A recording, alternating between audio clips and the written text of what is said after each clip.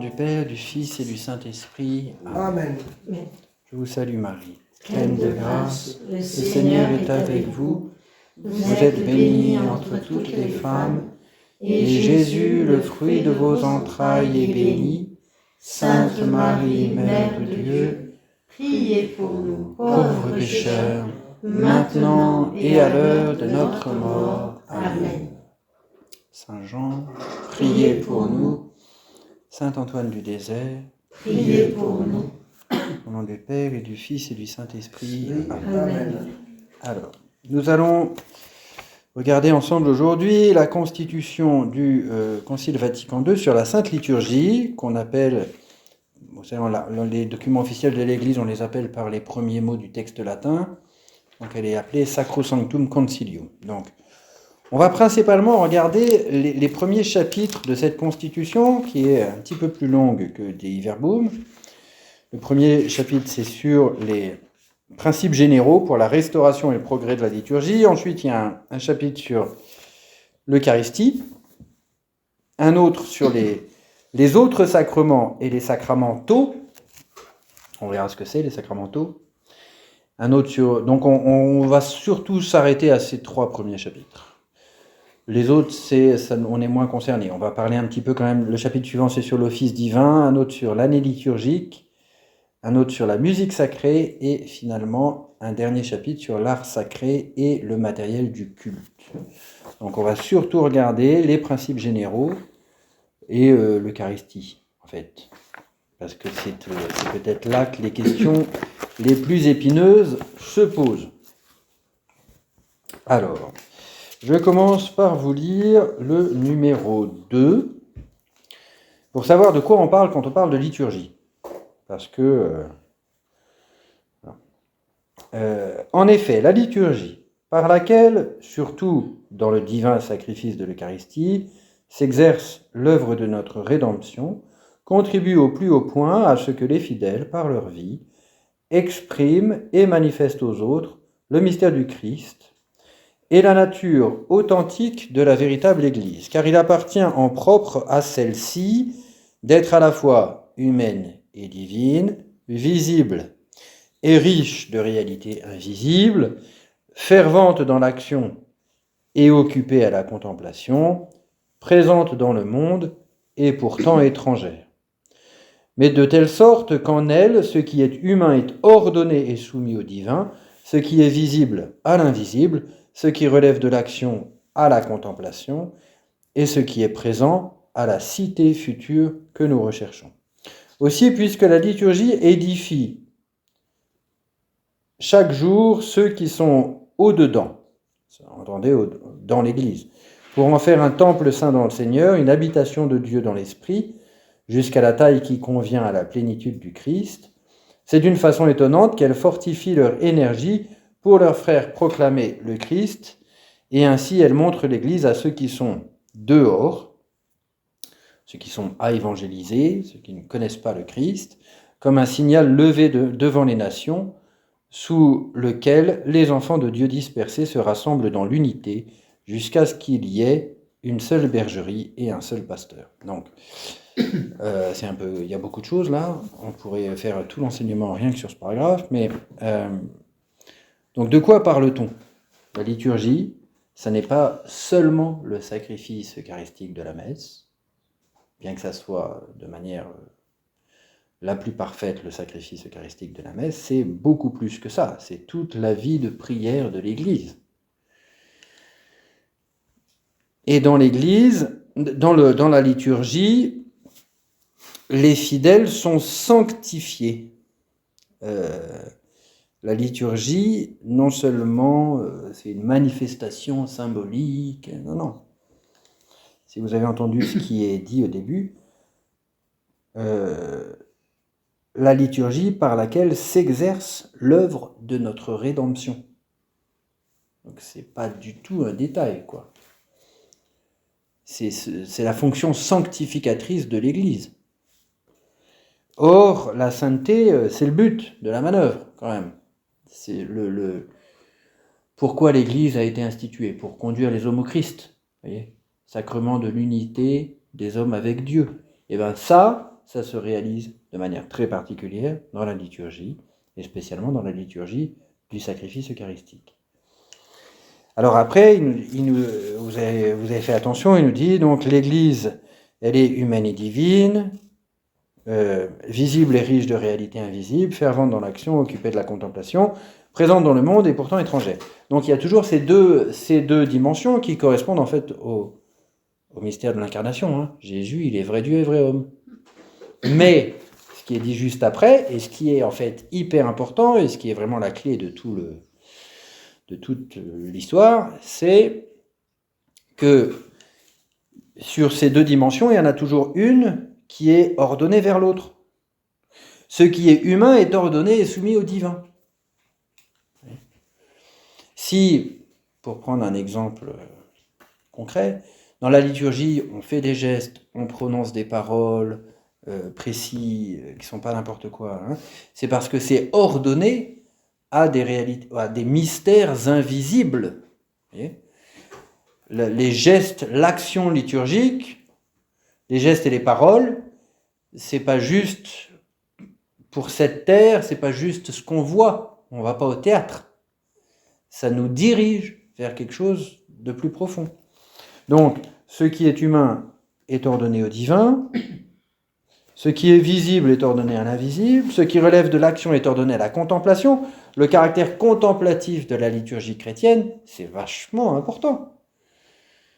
Par exemple, les temps de silence dans la célébration de la messe.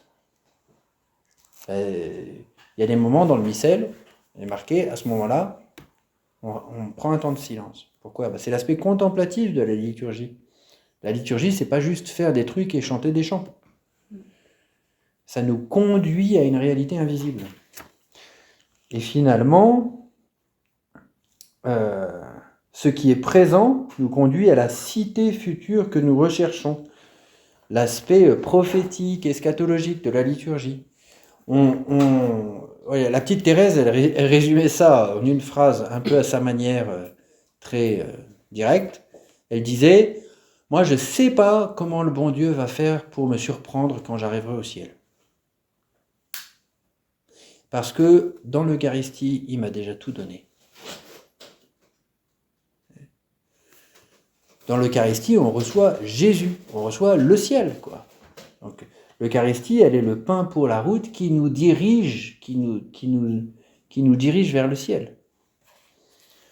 Ça aussi, c'est très important. C'est pas juste, on est bien ensemble pour prier, c'est convivial et c'est chouette, on est content d'être avec Jésus. Voyez, ça serait non, ça nous conduit ailleurs.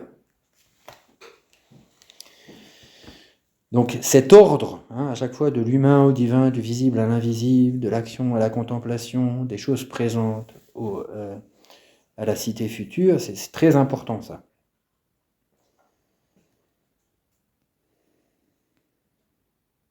Et finalement, il nous dit donc, ce texte nous dit, c'est pour la sanctification de ceux qui sont membres de l'Église, leur édification, leur croissance spirituelle, et c'est pour aussi témoigner à l'égard de ceux qui sont hors de l'Église.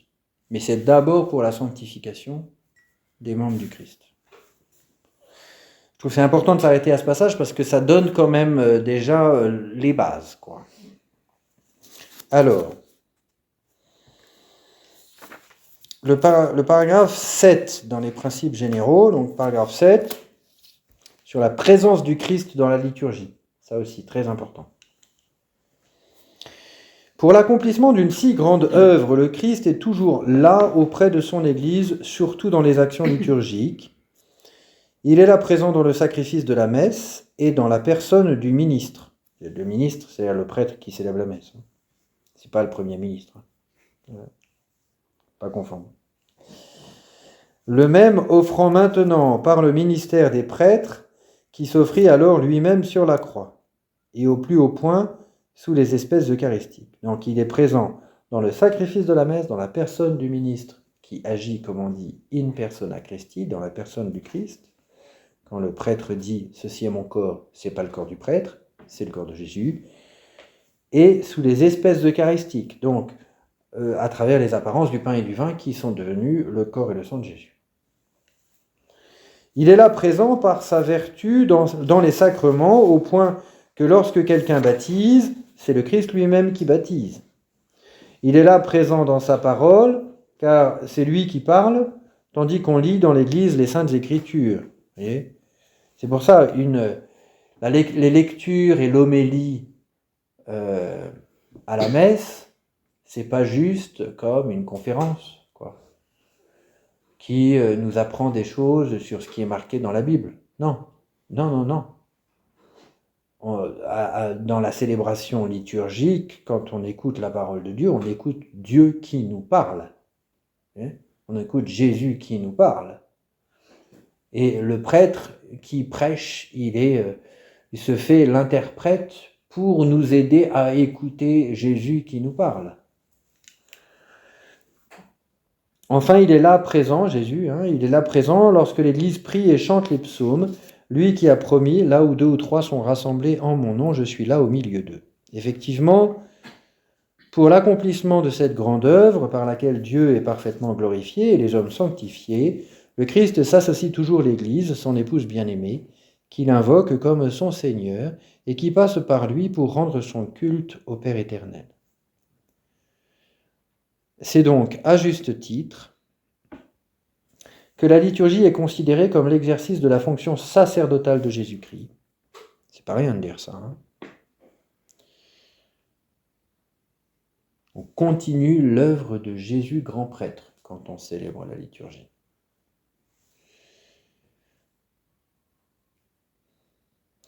Exercice dans lequel la sanctification de l'homme est signifiée par des signes sensibles et réalisée d'une manière propre à chacun d'eux. Donc c'est pas juste signifié, c'est aussi réalisé. Vous voyez ? Ce qu'on fait dans la liturgie, c'est pas juste pour exprimer, pour manifester, pour symboliser. Non, ça fait quelque chose, ça réalise quelque chose. Quand on reçoit l'Eucharistie, on reçoit vraiment Jésus. C'est pas juste un symbole. Réalisé d'une manière propre à chacun d'eux et dans lequel le culte public intégral est exercé par le corps mystique de Jésus-Christ, c'est-à-dire par le chef et par ses membres. Le chef, la tête du corps, c'est Jésus, les membres, c'est nous.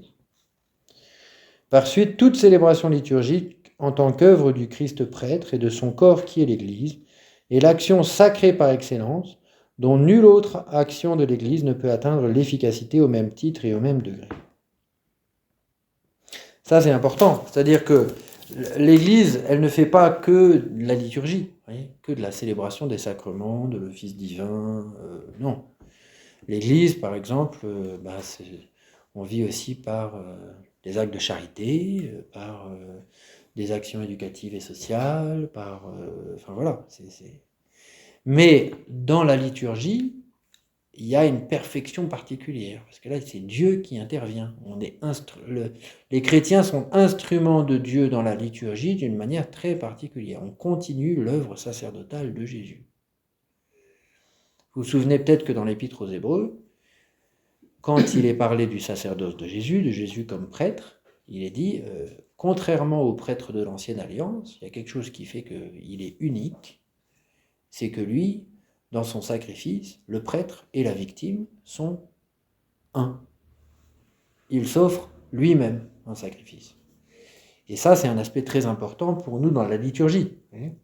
Dans la liturgie, c'est pas juste on célèbre un truc extérieur. On se souvient de ce que Jésus a fait il y a 2000 ans. Non, on s'offre avec lui. On participe du mystère. Alors, au numéro 9, je vais juste lire le premier paragraphe. La liturgie ne remplit pas toute l'activité de l'Église. Ce que je viens de dire, il y a d'autres choses dans l'activité de l'Église. Car avant que les hommes puissent accéder à la liturgie, il est nécessaire qu'ils soient appelés à la foi et à la conversion. Comment l'invoqueront-ils s'ils ne croient pas en lui ? Comment croiront-ils en lui s'ils ne l'entendent pas? Comment entendront-ils sans prédicateur? Et comment prêchera-t-on sans être envoyé? Cette longue citation de l'Épître aux Romains nous montre que la liturgie, on n'y accède pas comme ça, quoi. Ça demande d'avoir reçu l'Évangile, d'avoir été éduqué dans la foi, d'avoir... C'est quelque chose qui est important pour nous de réaliser, ça, parce que bon, souvent on est né dans des familles chrétiennes et donc on ne se rend pas forcément compte de ce que ça implique de conduire les gens à entrer dans la liturgie.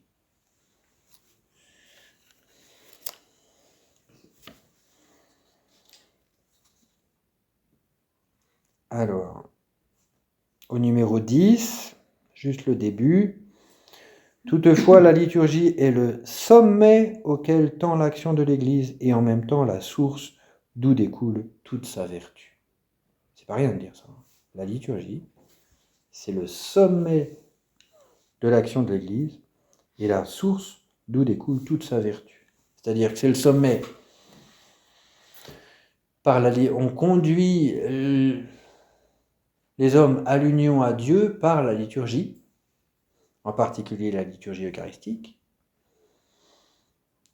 Et en même temps, c'est la source. C'est de la liturgie qu'on reçoit toute l'énergie spirituelle dont on a besoin pour vivre notre vie à la suite du Christ. Donc sommet et source.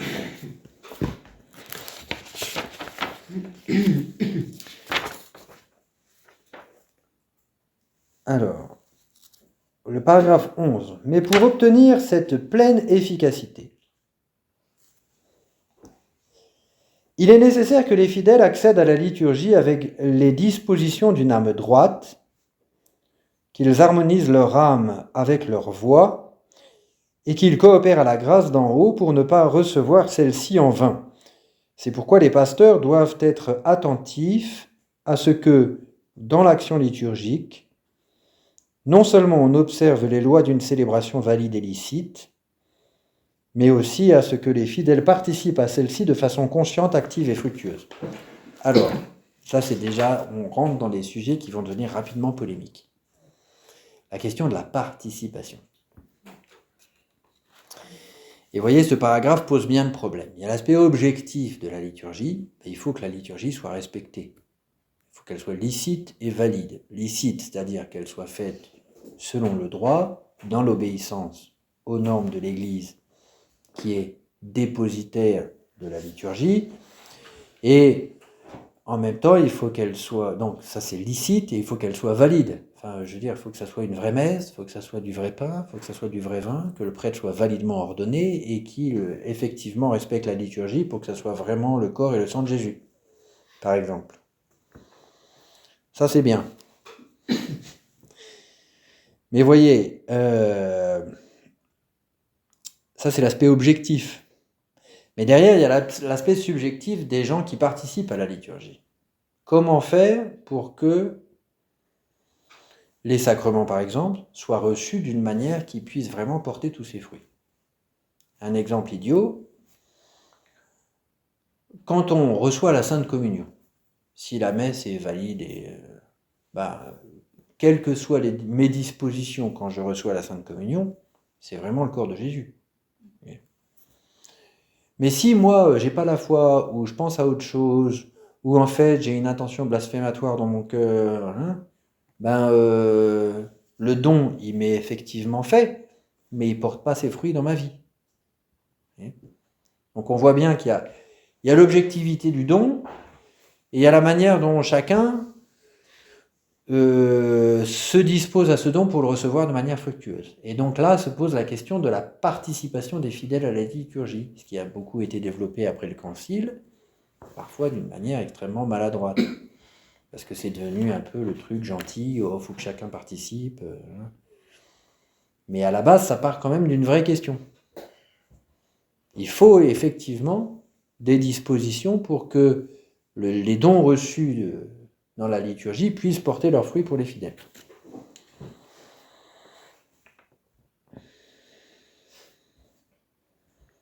Et je pense qu'en fait, cette question de la participation, on tombe pas dans l'idéologie du participatif, dans l'excès de la participation, Voilà, on a vu des trucs quand même bizarres hein, dans la liturgie. Je ne sais pas quelles sont vos expériences dans ce domaine-là. Hein. À la fin, on avait l'impression que tous les fidèles qu'on célébrait avec le prêtre, quoi. Enfin, il y a eu vraiment des trucs bizarres. Hein, le prêtre qui d'ailleurs portait plus d'ornements liturgiques. Enfin bon, du grand n'importe quoi. Donc, on ne tombe pas dans ce type d'excès si on garde bien à l'esprit, à mon avis, ce qu'on a lu au paragraphe 2 sur l'ordre. Vous voyez ? Le visible, il est en vue de l'invisible. L'humain, il est en vue du divin. L'action, elle est en vue de la contemplation. Ce qui est présent, c'est en vue des réalités du ciel. Et si on garde cet ordre-là, on reste dans les clous, à mon avis. C'est ça qu'il faut garder. Alors, après, on ne va pas tout lire, hein, parce que sinon c'est trop long. Les numéros 15 à 20, ils parlent de la formation à la liturgie. Surtout de la formation des clercs qui célèbrent la liturgie. Bon, là, il y aurait matière à se plaindre, hein, parce que, justement, si on a vu des choses bizarres, c'est peut-être parce qu'il y a des gens qui n'étaient pas super bien formés.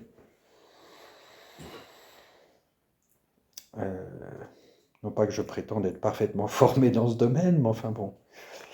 Oui, mais arriver d'assister, de participer à certaines messes, je me demandais, à la fin, c'est valide ou pas ? Parce qu'on était tellement dans l'ordre du bizarre que...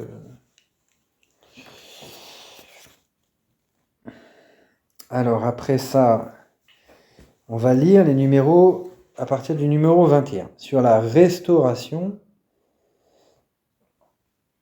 de la liturgie. C'est important ces numéros 21, 22, 23 parce que ça nous montre qu'est-ce qui ne change pas et qu'est-ce qui change dans la liturgie. Qu'est-ce qui ne change pas, qui ne peut pas changer, qui ne doit pas changer, et qu'est-ce qui peut changer et qui peut légitimement changer. Pour que le peuple chrétien obtienne plus sûrement des grâces abondantes dans la liturgie, la Sainte Mère et l'Église veut travailler sérieusement à la restauration générale de la liturgie elle-même, car celle-ci comporte une partie immuable, celle qui est d'institution divine. Par exemple, l'Église considère que le fait qu'on célèbre la messe avec du pain et du vin, c'est d'institution divine. On n'a pas le droit de le changer. L'Église n'a pas l'autorité pour le changer. Et des parties sujettes aux changements qui peuvent varier au cours des âges, ou même le doivent, s'il s'y est introduit des éléments qui correspondent mal à la nature intime de la liturgie elle-même, ou si ces parties sont devenues inadaptées. Cette restauration doit consister à organiser les textes et les rites de telle façon qu'ils expriment avec plus de clarté les réalités saintes qu'ils signifient, et que le peuple chrétien, autant qu'il est possible, puisse facilement les saisir et y participer par une célébration pleine, active et communautaire. C'est pourquoi le but, c'est on est là, voyez bien, en vue d'aider les gens à pouvoir recevoir les dons de la liturgie de manière fructueuse. Donc qu'ils comprennent mieux, qu'ils puissent participer, hein, pour mieux recevoir les dons de Dieu. Pas pour faire ce qu'ils veulent et faire de la liturgie un truc juste humain où on est bien ensemble. Non, c'est pas le but. C'est pourquoi le Saint Concile a établi ces normes générales. Le gouvernement de la liturgie dépend uniquement de l'autorité de l'Église. Il appartient au siège apostolique et, dans les règles du droit, à l'évêque. En vertu du pouvoir donné par le droit, le gouvernement en matière liturgique appartient aussi, dans des limites fixées, aux diverses assemblées d'évêques légitimement constituées compétentes sur un territoire donné. C'est pourquoi absolument personne d'autre, même prêtre, ne peut, de son propre chef, ajouter, enlever ou changer quoi que ce soit dans la liturgie. Ça, c'est quand même... si on l'avait appliqué un petit peu plus strictement, ça aurait été pas mal, hein, parce que c'est quand même très clair. Les adaptations nécessaires en vue de favoriser la réception par les fidèles des sacrements et des dons de Dieu, etc., c'est sous l'autorité du Saint-Siège et de l'évêque, et dans des choses assez limitées, des conférences épiscopales. Voilà. Le prêtre, il obéit. C'est pas lui qui gère et qui fait sa sauce. Afin que soit maintenue la saine tradition et que pourtant la voie soit ouverte à un progrès légitime pour chacune des parties de la liturgie qui sont à réviser, il faudra toujours commencer par une soigneuse étude théologique. Bref, je ne vais pas vous lire tout. Mais c'est là où le texte de l'Église, il est clair, quoi. Le texte officiel du Concile, il est clair. C'est dans l'application où ça n'a pas été très clair. Ce qui, du coup, a produit tout un tas de réactions de gens qui ont refusé le Concile, non, qui en fait ont refusé tous ces abus qui n'étaient pas vraiment fidèles à ce que demande le Concile. Mais qui ont été malheureusement tolérés. Donc, au numéro 28, c'est pour voir la vision juste de cette question de la participation. Dans les célébrations liturgiques, chacun, ministre ou fidèle, en s'acquittant de sa fonction, fera seulement et totalement ce qui lui revient en vertu de la nature de la chose et des normes liturgiques. Ça, c'est pareil. Hein. Si on l'avait été un peu plus sérieux, là, il y a des choses, il y a des paroisses où les gens disent toutes les paroles du prêtre, réservées au prêtre en même temps que le prêtre. Mais non, il y a des choses qui sont... Et ça a une signification, c'est pas pour dire que le prêtre, c'est le chef et qui est meilleur que les autres. Non, il y a une signification. Le prêtre, dans la liturgie, il tient la place du Christ. Et donc, il y a certaines parties qui sont réservées aux ministres, certaines parties qui sont réservées aux fidèles. Même les servants, les lecteurs, les commentateurs et ceux qui appartiennent à la Schola Cantorum s'acquittent d'un véritable ministère liturgique. C'est pourquoi ils exerceront leur fonction avec toute la piété sincère et le bon ordre qui convient à un si grand ministère et que le peuple de Dieu exige d'eux à bon droit. Aussi faut-il soigneusement leur inculquer l'esprit de la liturgie selon la mesure de chacun et les former à jouer leur rôle de façon exacte et ordonnée. Pour promouvoir la participation active, on favorisera les acclamations du peuple, les réponses, le chant des psaumes, les antiennes, les cantiques, et aussi les actions ou gestes et les attitudes corporelles. On observera aussi en son temps un silence sacré. Ça, c'est tous les différents éléments de la liturgie dans lesquels le peuple participe.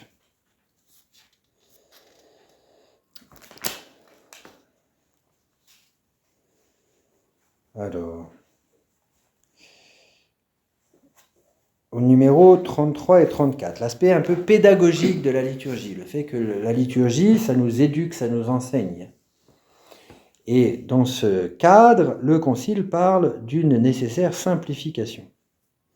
Bien que la liturgie soit principalement le culte de la divine majesté, elle comporte aussi une grande valeur pédagogique pour le peuple fidèle. Mais dans la liturgie, on s'adresse à Dieu d'une manière assez complexe, avec des prières, des chants, des gestes. Donc, elle est orientée vers la divine majesté. Mais on pourrait dire, mais Dieu, il n'a pas besoin de ça. Dieu, il est Dieu. Ça lui fait quoi qu'on fasse tout ça? Non, c'est pas Dieu qui en a besoin, c'est nous qui en avons besoin. En fait, c'est là où il y a un aspect didactique et pédagogique de la liturgie. C'est pour nous aider à nous orienter vers Dieu. Donc cet aspect didactique, il est très important. Car dans la liturgie, Dieu parle à son peuple. Le Christ annonce encore l'évangile. Et le peuple répond à Dieu par les chants et la prière. Bien plus, les prières adressées à Dieu par le prêtre, qui préside l'assemblée en la personne du Christ, sont prononcées au nom de tout le peuple saint et de tous les assistants. Enfin, le Christ ou l'Église ont choisi les signes visibles employés par la liturgie pour signifier les réalités divines invisibles.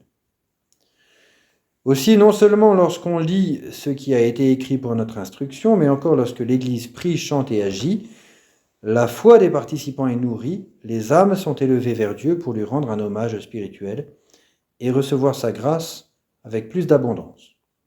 Par suite, En exécutant la restauration, on devra observer les normes qui suivent.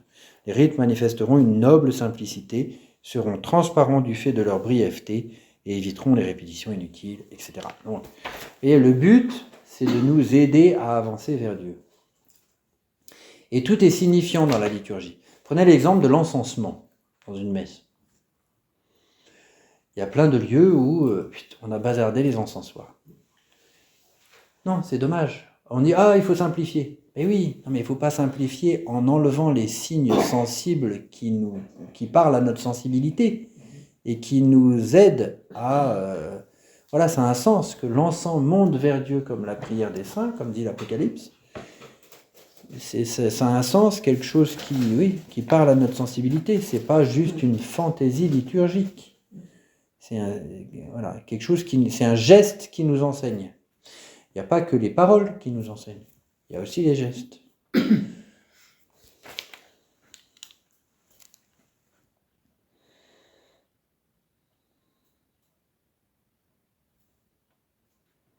Mais pour reprendre cette question de l'encensement, moi quand j'étais en Inde, par exemple, j'avais cessé d'encenser les statues des saints et les statues de Marie. J'encensais à la messe, j'encensais l'autel, la croix, le cierge pascal, mais pas les statues de la Vierge Marie et des saints.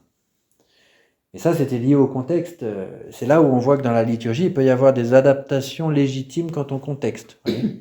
C'est parce que en Inde du Sud, il régnait une joyeuse confusion, à cause du contexte un peu polythéiste.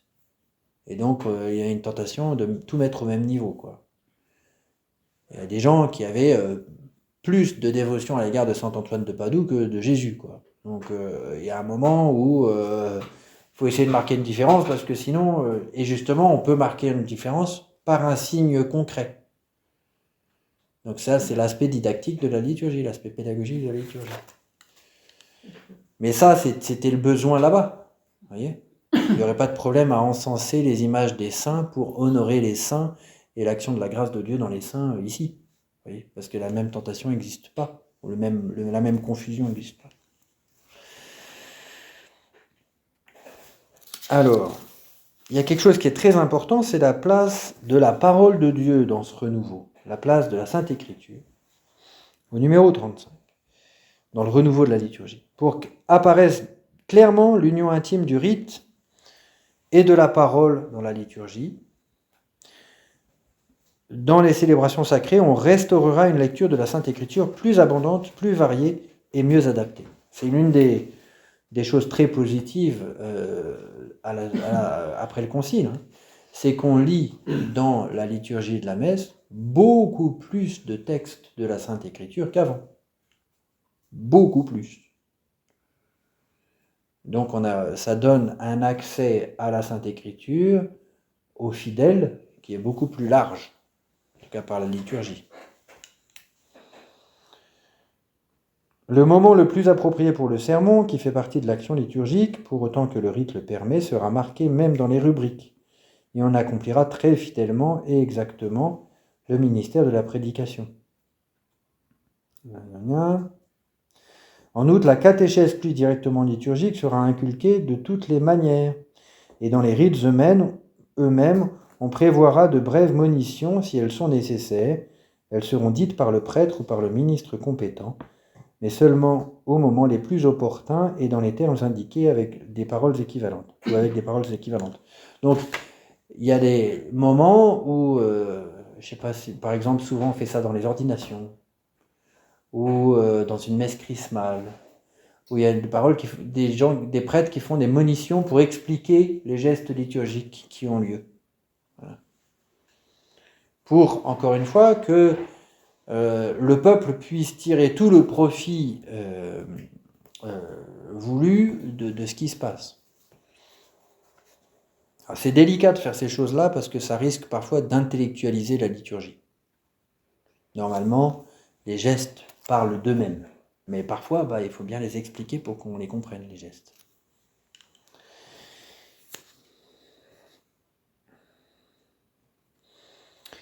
Voilà.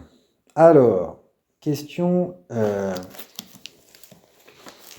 polémique entre toutes, la langue liturgique. Au numéro 36, l'usage de la langue latine, sauf droit particulier, sera conservé dans les rites latins. Donc en fait, on est censé célébrer la messe en latin. Le rite latin, c'est nous. On est de rite latin, nous. Alors attends, c'est pas fini. Toutefois, soit dans la messe, soit dans l'administration des sacrements, soit dans les autres parties de la liturgie, l'emploi de la langue du pays peut être souvent très utile pour le peuple. On pourra donc lui accorder une plus large place, surtout dans les lectures et les monitions, et dans un certain nombre de prières et de chants, conformément aux normes qui sont établies sur cette matière dans les chapitres suivants pour chaque cas. Ces normes étant observées, il revient à l'autorité ecclésiastique qui a compétence sur le territoire, mentionné à l'article 22, de statuer si on emploie la langue du pays et de quelle façon, en faisant agréer, c'est-à-dire ratifier, ces actes par le siège apostolique. La traduction du texte latin dans la langue du pays employée dans la liturgie doit être approuvée par l'autorité ecclésiastique ayant compétence sur le territoire. Donc, le latin reste la langue liturgique du rite latin. Mais il y a une ouverture pour utiliser les langues vernaculaires pour que les gens puissent comprendre. Mais voyez, à lire ce texte, on se dit qu'on aurait pu garder une partie de la messe en latin, c'est ce qui semble être indiqué, et mettre plus de langue vernaculaire pour que les gens puissent comprendre de quoi il s'agit, qu'il y ait un mélange des deux. Le grand problème, c'est qu'on a fait, on arrête le latin et on passe aux langues vernaculaires. Mais c'était pas tellement ce qui était indiqué. Hein.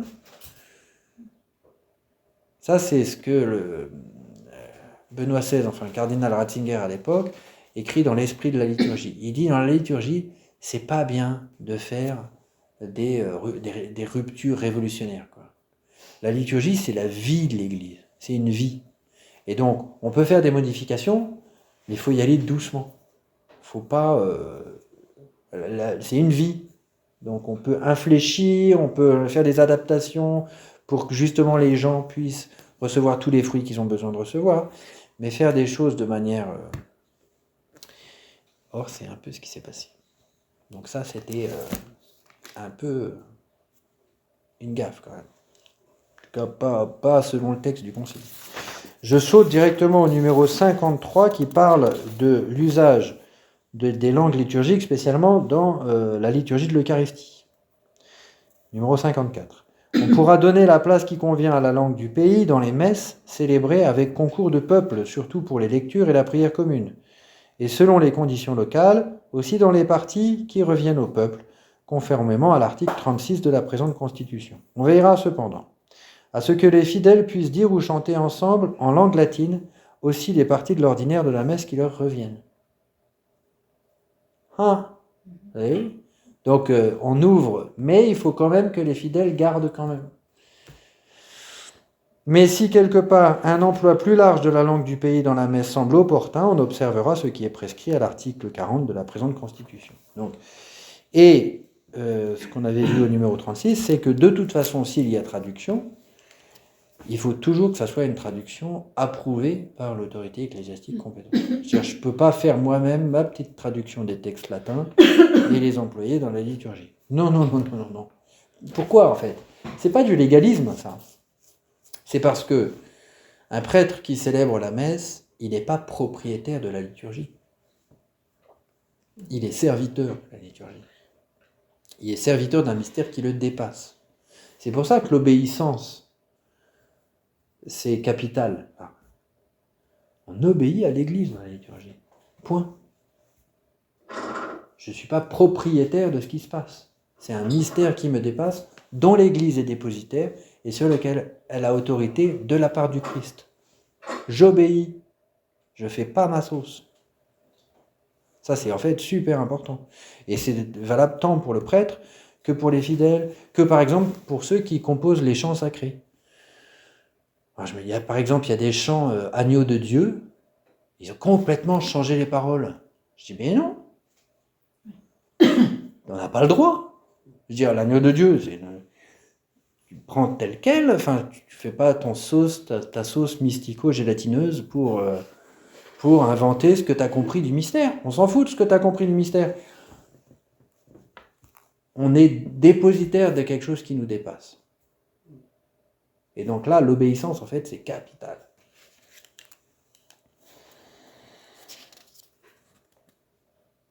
Alors, après, il y a la question de l'inculturation, au numéro 40. Mais comme en différents lieux et en différentes circonstances, il est urgent d'adapter plus profondément la liturgie, ce qui augmente la difficulté. L'autorité ecclésiastique ayant compétence sur le territoire considérera avec attention et prudence ce qui, dans ce domaine, à partir des traditions et de la mentalité de chaque peuple, peut opportunément être admis dans le culte divin. Les adaptations jugées utiles ou nécessaires seront proposées au siège apostolique pour être introduites avec son consentement.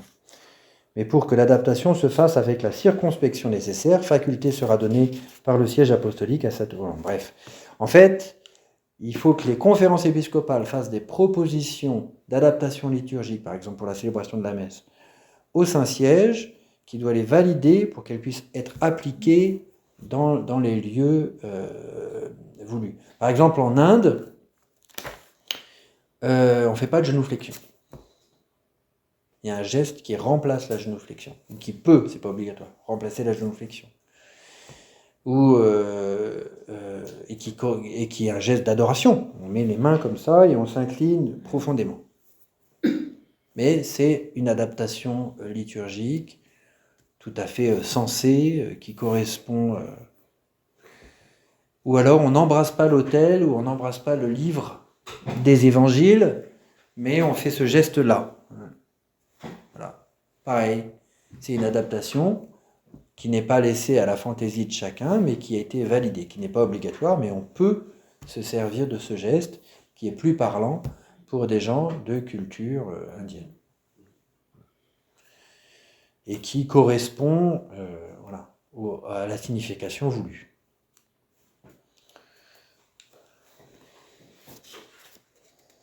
Alors le problème, c'est que ça, c'est ce qui est validé en Inde. Il y a 12 adaptations comme ça, dans les éditions indiennes du Missel, c'est marqué.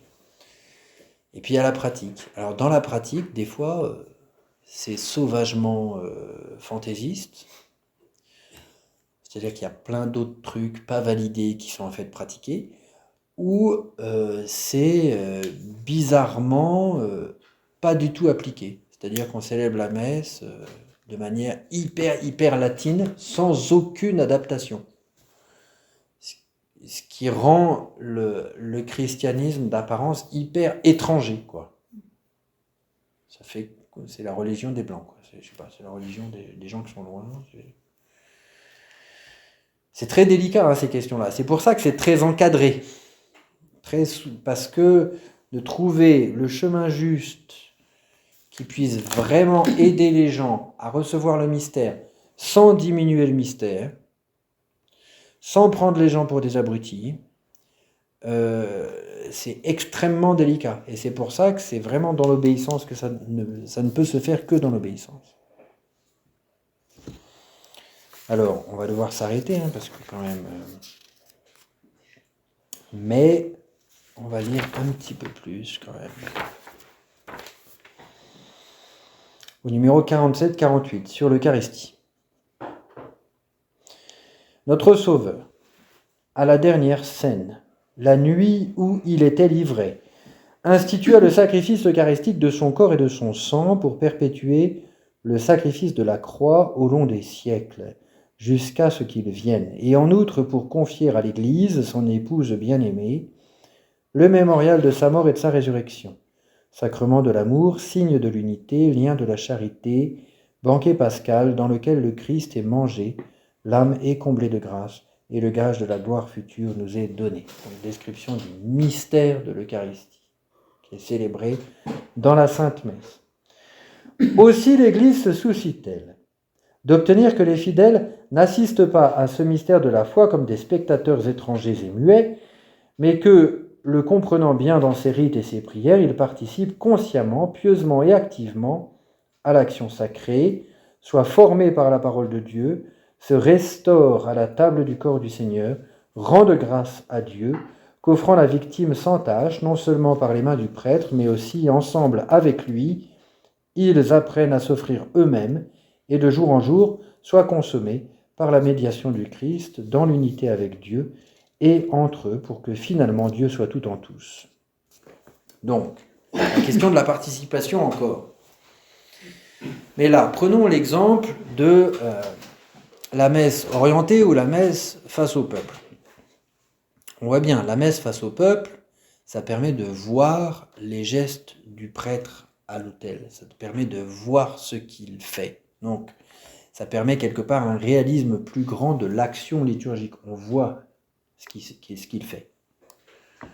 Il prend le pain, tandis que quand la messe est orientée, certes, c'est très beau parce qu'on voit que le prêtre, il est tourné avec le peuple vers Jésus et il porte les prières du peuple à Jésus, donc il y a beaucoup de sens à cette orientation, mais on ne voit pas ce qu'il fait. Alors, par contre, voilà, quand la messe est face au peuple, le danger, c'est quoi? C'est que ça fasse un peu théâtre, quoi. On assiste à la messe, ouais, on regarde, quoi. Et du coup, dans ce théâtre, l'acteur principal, c'est le prêtre. Ce qui est embêtant, parce que normalement, c'est pas le but. Par contre, le danger, quand la messe est orientée, c'est qu'on voit tellement pas ce qui se passe, que c'est lui qui fait son truc là-bas, et puis moi, je suis là, quoi.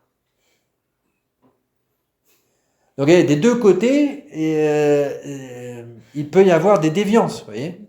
Des deux côtés, il peut y avoir une espèce de côté spectateur bizarre, ou de passivité bizarre. Mais en fait, des deux côtés, ça peut aussi être vécu de manière très juste. Parce que je peux me servir, par exemple, quand la messe est face au peuple, et que je suis... les fidèles peuvent se servir de ça pour vraiment entrer dans l'action liturgique intérieurement et s'associer, par exemple, au moment de l'offertoire, à ce que le prêtre fait de manière plus concrète parce qu'il le voit faire. Et puis, au contraire, quand la messe est orientée, les fidèles peuvent vivre la messe de manière plus contemplative, parce que ils voient bien le prêtre est avec eux, offrant leur prière au Christ.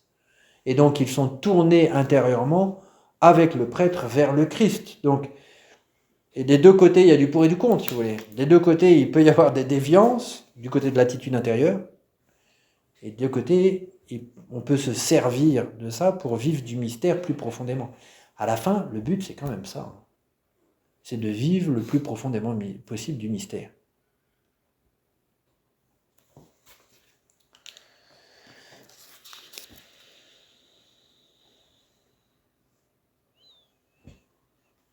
Alors, il y a plein de choses. Après, au numéro 53, c'est la restauration de la prière universelle. D'ailleurs, nous, on ferait bien de revoir la manière dont on fait. Il faudrait qu'on fasse des prières universelles un peu plus...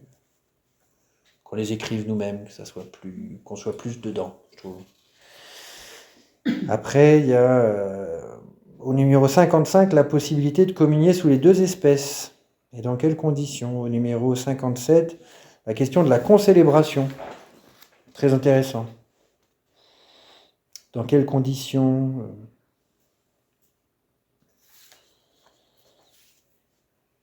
Au numéro 61,